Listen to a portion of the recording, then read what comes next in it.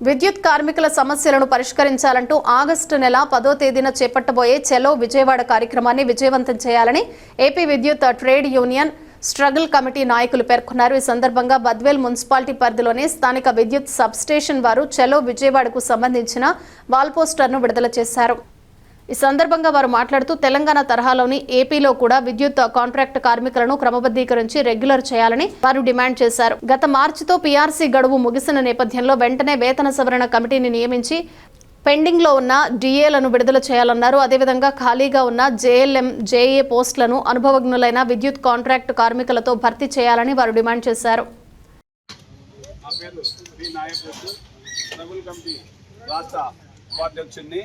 ముఖ్యంగా ఈరోజు బద్వేల్ పట్టణం సెక్షన్ ఆఫీస్ నందు చలో విజయవాడ కార్యక్రమానికి సంబంధించి ఆగస్టు 10వ తేదీ చలో విజయవాడ కార్యక్రమానికి సంబంధించిన పోస్టర్స్ గోడపత్రాలు రిలీజ్ చేయడం జరిగింది. ముఖ్యంగా మనము చలో విజయవాడ కార్యక్రమం ఏదానికంటే మన లోకేష్ బాబు గారు పాదయాత్ర సందర్భంగా విద్యుత్ కార్మికులందరికీ రెగ్యులర్ చేస్తామని హామీ ఇవ్వడం జరిగింది. లోకేష్ బాబు గారు ఇచ్చిన హామీ నిలబెట్టుకోవాలని ఆగస్టు 10వ తేదీన చలో విజయవాడ కార్యక్రమానికి మేము పిలుపునివ్వడం జరిగింది. దీనికి కార్మికులు పెద్ద సంఖ్యలో పాల్గొనాలని నేను డిమాండ్ చేస్తున్నాను.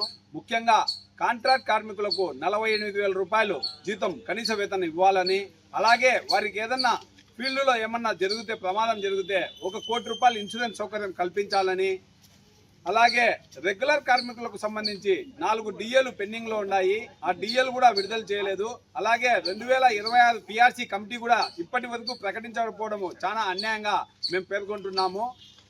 అలాగే పాత పెన్షన్ విధానానికి కూడా అమలు చేస్తామని చెప్పారు, అది కూడా ప్రకటించలేదు. కనీసం కాంట్రాక్ట్ కార్మికులకు రిటైర్మెంట్ బెనిఫిట్ కింద 10 లక్షల రూపాయలు ఇవ్వాలని మేము ఈ సభాముఖంగా డిమాండ్ చేస్తున్నాము. ఇలా పలు రకాల ఈ పాయింట్ల మీద అన్ని పాయింట్ల మీద మేము చలో విజయవాడ కార్యక్రమానికి పెద్ద ఎత్తున ఈ బద్వేల్ పట్టణంలోని చుట్టుపక్కల అన్ని మండలాలు అట్లూరు, బీకోడూరు, మఠము, బ్రహ్మంగారి మఠము సంబంధించిన కార్మికులు, కాంట్రాక్ట్ మరియు రెగ్యులర్ కార్మికులు ఎక్కువ సంఖ్యలో పాల్గొని జయప్రదం చేస్తారని నేను తెలియజేసుకుంటున్నాను. పీసీ కొండయ్య, మైదుకూరు డివిజన్ కార్యదర్శి పీసీ కొండయ్య.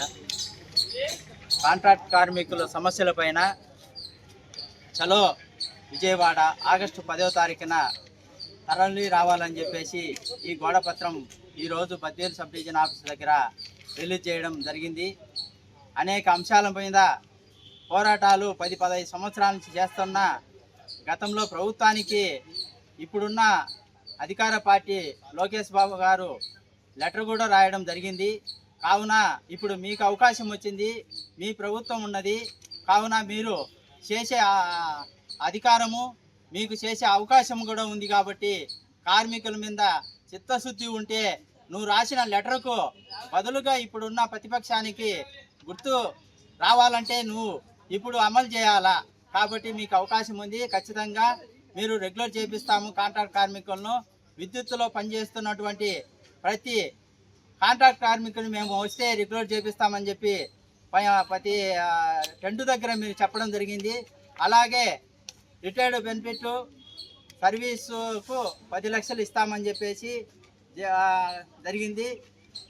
అలాగే కొన్ని అంశాలపైన రేపు ఆగస్టు 10వ తారీఖున చలో విజయవాడ కార్యక్రమానికి మా మైదుకూరు డివిజన్ తరఫున కార్మికులందరూ, రెగ్యులర్ వాళ్ళు అందరూ కలిసి ప్రత్యేకంగా బయలుదేరి వస్తారని చెప్పేసి కోరుకుంటున్నాం.